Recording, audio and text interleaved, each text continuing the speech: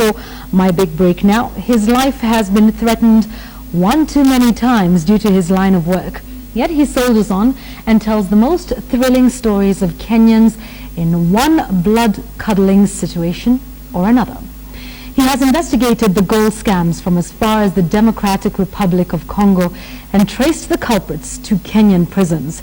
He is currently putting the final touches to yet another thrilling story, this time on poaching and an endangered species. Joy Dorinbira spoke to Kenyans Dennis Onsarigo about his big break.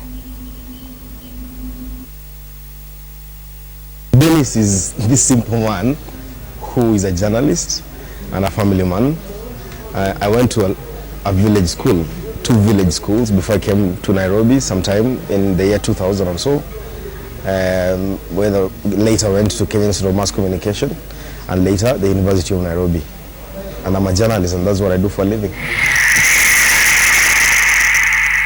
So my big break came when I was sent to go cover a story at Carnival Grounds. That particular day, there was the Concours d'Elegance showcasing various types of cars.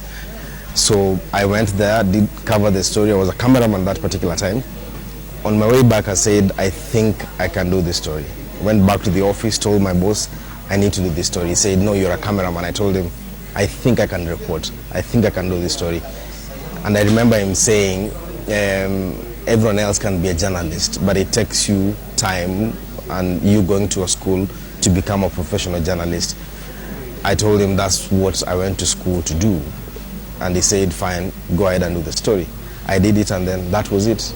I developed a liking doing stories that touch on human beings, human suffering, what we normally call personal and human interest stories. That's what I decided to do. And I started covering crime stories. My biggest story perhaps was the Douala plane crash. That particular time I was in another media house. I left Nairobi to go cover that story as a cameraman. But by the time I got to Douala, I'd already transformed into a reporter and an editor. That was my biggest story. 1 year later, I took part in covering Mungiki killings. I think I'm the only journalist in this country who has seen the highest number of killings. I have counted the highest number of bodies in this country in my work as a journalist. People believe in corrupt activities, believe they have a right, they have human rights, they have a right to privacy, they have a right to amass as much money as they want. So the moment you try and cover this, the moment you try and unearth this kind of people, they feel very uncomfortable. You don't know how many people you offend along the way. It's a very risky thing.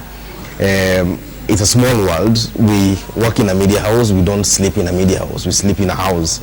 So the moment you're done working in a media house, you leave this place, you go home, it's a totally different ball game altogether. People ask me, are you guarded? Do you have bodyguards? Do you have a gun? Stuff like that. We don't have. We trust and rely on the goodwill of people who love what we do, who stand for what we stand for. And these are the people we rely on to either pass you information, your life is in danger, or some caring or some straightforward law enforcement agents who feel we should tip you, we should let you know, don't use this road today, don't go to this shopping mall today because someone might be after you. So it is a very risky venture, and it becomes riskier when you're working on a story and the establishment doesn't know what you're working on and they're trying to dig, they're trying to get to understand what is this person working on. That is the most risky thing. I think the only time when you feel safe is when the story goes on air. But as long as the story has not gone on air, you can die and it can be blamed on anything. No one can ever believe you died because of a story that has not gone on air. That is the biggest challenge that I've had. Just like a policeman, a journalist has a duty to his country and to his people.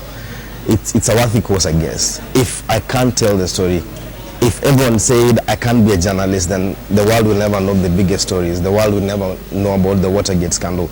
The world will never know about the Tour Margarians of this world or the largest cocaine seizure in this country. If people felt we can't do this, I think the biggest thank you me moment is when someone calls you from somewhere and tells you, because of the story that you did, I've been able to be paid my husband's dues because I've not been paid for the last 10 years. Or a family says, because of the story you did, we have more police presence in our neighborhood and we're not experiencing more killings.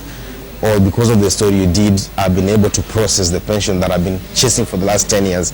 My favorite quote is this: even the most powerful men, when they die, they're forced to lie on their back. Even the most powerful men in this world, they're the most vulnerable people when they're in the shower room. It takes power to build one, but it takes character to make one excel in what they do.